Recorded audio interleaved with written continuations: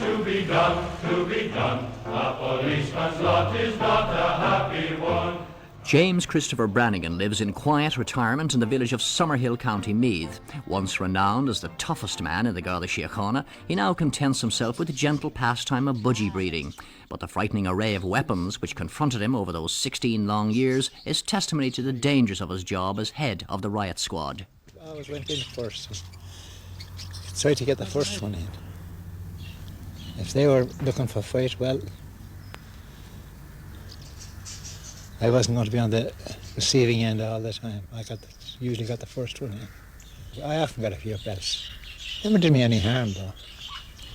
And 12 years after his retirement, he still bears the marks and scars. A large crater in his forehead because of a well-aimed bottle, and permanently discoloured shins from countless kicks delivered by everything from stiletto heels to steel-capped hobnail boots. Wounds which even today require careful monitoring by hospital staff. And those legendary black leather gloves? But I never put them on to use them. I always carry them that way. And how did you use them?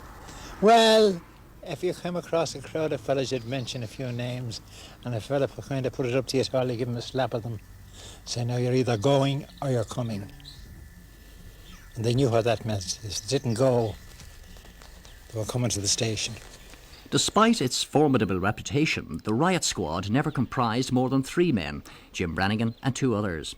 Was he ever really scared, facing platoons of teddy boys or the aptly named animal gangs? No, I wouldn't say I was ever frightened.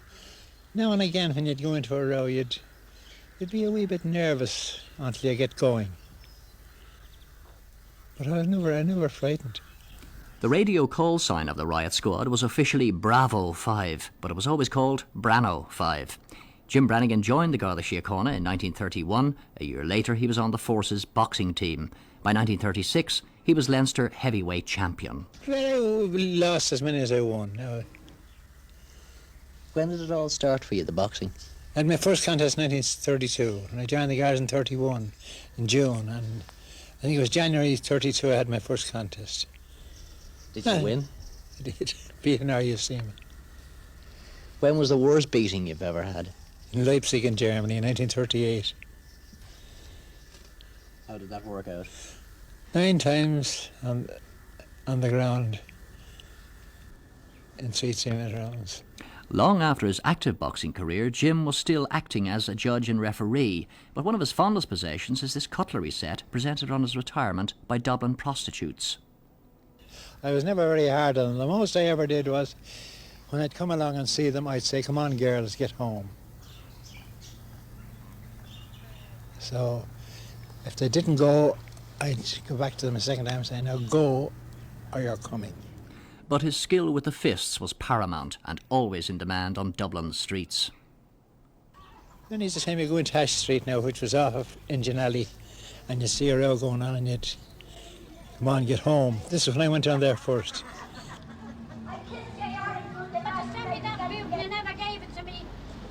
No, ma'am. No, you want to send me? I will, I'll get you one yet, don't worry. How are you? How are you keeping? Great, how are yourself? Not so bad. I say he promised me a book and he never gave it to me. Yeah. Oh my God, how are things, Mr. Branigan? Oh, God be which years ago. She's one of the lynches now, Agnes. I was born and reared up there. Now 75 years old, Jim Branigan takes a nostalgic stroll from his old Kevin Street headquarters, a journey he last undertook 12 years ago when he carried out his final patrol with the riot squad. How are you, Mr. Branigan? How are you? I used to sell to your poor mother in James Street. I'm quite proud of the way things were done and the way I did my work. I meet a lot of fellas whom I put away at the present time. And like all Dublin men, they never hold it in for you. I could just safely say that if I was living in the country when I was working, if I had put away a lot of people like that, nobody would be talking to me at all or speaking to me.